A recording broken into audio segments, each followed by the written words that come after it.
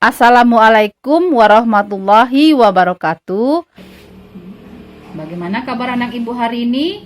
Semoga dalam keadaan sehat. Ya, ternyata anak ibu dalam keadaan sehat ya. Sudah menjawabnya dengan semangat pagi atau semangat belajar untuk bisa mengikuti pembelajaran ibu hari ini. Sekarang sebelum belajar, baiklah kita berdoa dahulu. Ya, kita berdoa bersama-sama.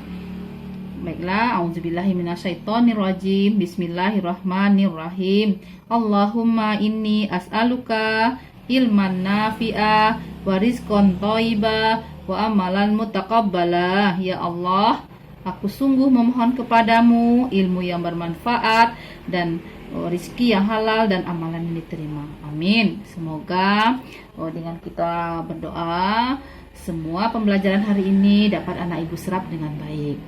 Ya, hari ini kita masuk anak ibu yang kelas 4 ini ya. Kita masuk pada tema yang ketiga, yaitu indahnya kebersamaan. Yang itu subtema kedua, kebersamaan dan keberagaman. Sebelum ibu masuk pada tunjuk pembelajaran kita, ibu ingin menanyakan kepada anak ibu, siapa anak ibu yang hari ini tidak hadir? Wah, bagus, hadir semua. Berarti anak ibu bisa mengikuti pembelajaran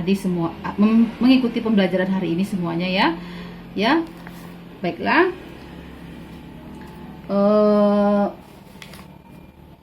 Anak ibu tuh sudah siap untuk belajar kan? Berarti anak ibu sudah siap membawa buku paket ya untuk sumber belajar kita nantinya, atau alat tulis sudah lengkap anak ibu ya. Ada yang tidak membawa alat tulis ke sekolah?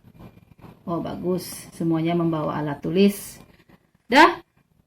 Tujuan pembelajaran kita hari ini mengenai indahnya kebersamaan ini, pertama, nanti anak ibu bisa mengidentifikasi gagasan pokok dan gagasan pendukung pada setiap paragraf. Dan nanti anak ibu juga mampu menjelaskan pengamalan sikap toleransi dan bekerja sama antar teman berbeda agama dan yang berbeda suku yang merupakan identitas bangsa Indonesia. Dan anak ibu bisa mengkomunikasikannya ya, bagaimana pengalaman anak ibu bekerja sama dengan teman-teman yang berbeda agama dan berbeda suku. Baiklah, kita lihat pada slide yang pertama ini. Ini adalah berupa pakaian adat Indonesia yang beraneka ragam. Pertama ada yang dari suku Jawa, Batak, Madura, Sulawesi, dan yang lain-lainnya. Dari pakaian adat ini, kita bisa melihat bahwa bangsa Indonesia memiliki berbagai suku bangsa. Berbahasanya juga ada, ciri khasnya berbahasa daerah ya. Berarti mereka memiliki keberagaman bahasa juga. Dan sebelumnya mungkin ibu juga sudah menjelaskan bahwa bangsa Indonesia ini terdiri dari berbagai suku bangsa yang dalam yaitu semboyannya kita menggunakan Bhinneka Tunggal Ika ya. Walaupun kita berbeda-beda tetapi kita tetap satu jiwa, itu sudah ibu jelaskan pada pembelajaran sebelumnya. Dan anak ibu coba bisa enggak menyebutkan apa-apa saja suku-suku bangsa yang ada di Indonesia? Bagus, bisa menyebutkannya ya anak ibu ya. Jadi ada suku Jawa, suku Madura, suku Kalimantan atau Dayak. Nah, inilah pakaian adatnya yang terdapat di slide ini ya. Baiklah, lanjutkan. Perbedaan masyarakat di Indonesia ini ada disebabkan oleh beberapa faktor. Pertama itu adanya faktor sejarah. Bahwa dalam sejarah dinyatakan bahwa nenek moyang bangsa Indonesia ini berasal dari Yunan atau Indo-Cina. Dan juga pada zaman dahulu banyak bangsa-bangsa asing yang datang ke Indonesia dan berinteraksi dengan penduduk setempat sehingga terjadilah pembauran. Ya, yang pembauran inilah yang merupakan menjadi ciri budaya dari masing-masing daerah. Yang kedua itu kondisi geografis. Nah, sekarang ibu tanya pada anak ibu, Indonesia ini terdiri antara benua apa? Kita berada di antara benua apa? Asia dan benua Australia. Iya. Apalagi? Bagus. Dari Samudra Hindia dan Samudra Indonesia. Ini juga akan menjadikan Indonesia berada di letaknya, itu letak geografisnya yang menjadi sumber keanekaragaman kebudayaan Indonesia. Yang ketiga yaitu adalah kondisi negara kepulauan. kita tahu ya bangsa Indonesia itu terdiri dari beberapa pulau. Ada Pulau Jawa, Pulau Sumatera, ya, Pulau Kalimantan dan yang lain-lain itu memiliki berbagai banyak suku bangsa dan budaya yang berbeda-beda. Perbedaan kondisi alam lagi. Negara Indonesia memiliki garis pantai yang panjang. Indonesia juga merupakan negara vulkanis dengan banyak pegunungan. Keadaan alam Indonesia tersebut mempengaruhi keanekaragaman masyarakatnya. Sarana dan prasarana juga menyebabkan perbedaan antara satu daerah dengan daerah yang lain ya, serta juga transportasinya yang digunakan untuk ke daerah itu sangat mempengaruhi nanti pada perbedaan masyarakatnya ya. Bagaimana transportasi dapat menggambarkan tingkat kemajuan dari suatu daerah. Yang selanjutnya itu perubahan dan kemajuan. Perubahan dan kemajuan.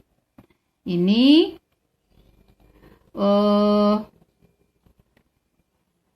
perubahan dan kemajuan ini merupakan parameter suatu negara yang dapat dikatakan maju atau berkembang. Umumnya tingkat perubahan dan kemajuan setiap daerah akan berbeda-beda, tergantung pada masyarakat di setiap daerah tersebut dapat menerima perubahan yang baru atau tidak.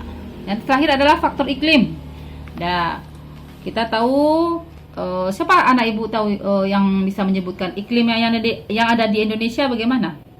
Oh, bagus, adalah iklim tropis atau panas.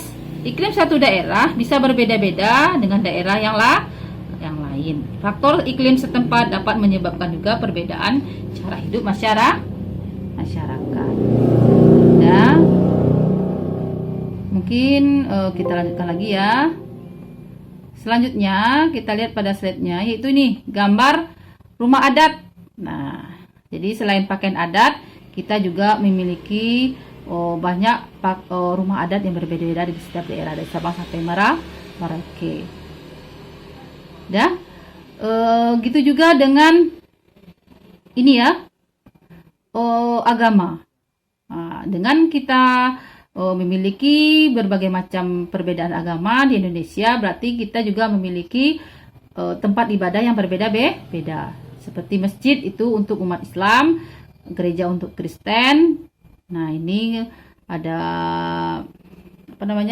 kelenteng untuk agama Konghucu ya, dan pura ada Setawi Wihara.